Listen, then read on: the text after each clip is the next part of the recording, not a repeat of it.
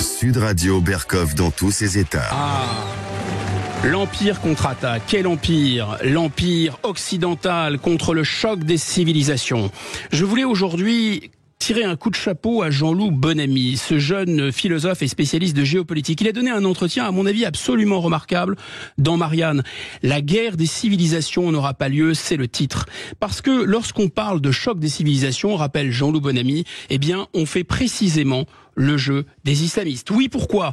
Mais comment pouvoir transformer en civilisation des racailles, des terroristes? C'est quand même trop d'honneur que de les instituer en civilisation. Mieux, Jean-Loup Bonamy dit qu'on unifie finalement nos ennemis. Pourquoi le Hamas, question, représenterait davantage l'islam que la Jordanie, que l'Égypte, que le Maroc, que les Émirats arabes unis qui ont reconnu Israël? La théorie du choc des civilisations, dit Jean-Loup Bonamy, c'est une hérésie stratégique. Vous savez, c'est un livre, un best-seller qui date de 1996, ouvrage d'ailleurs assez remarquable, très éclairant du professeur Samuel Huntington.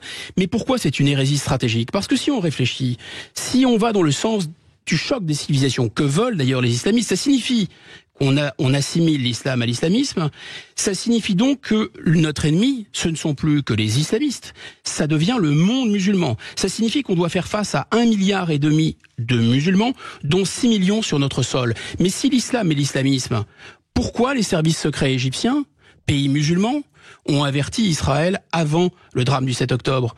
Et si l'islam et l'islamisme, pourquoi la France coopère avec autant d'efficacité, par exemple, avec les services marocains?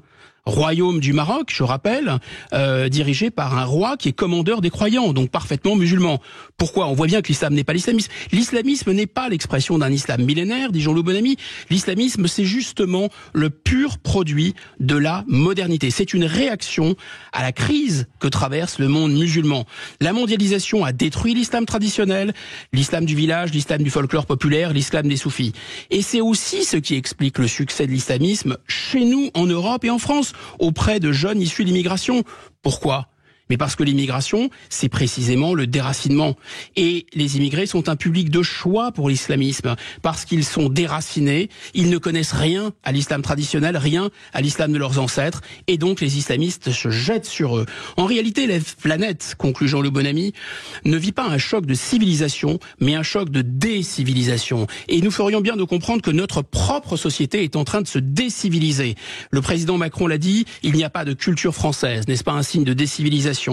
39 menhirs à Karnak à l'été 2023 ont été détruits pour construire une grande surface. N'est-ce pas un signe de décivilisation? Et la mairie de Nantes qui prône une approche multiculturelle et non confessionnelle des fêtes de Noël. On n'a plus le droit de dire Noël, on dit fête d'hiver. N'est-ce pas un signe de décivilisation? Et si nous faisions partie du problème?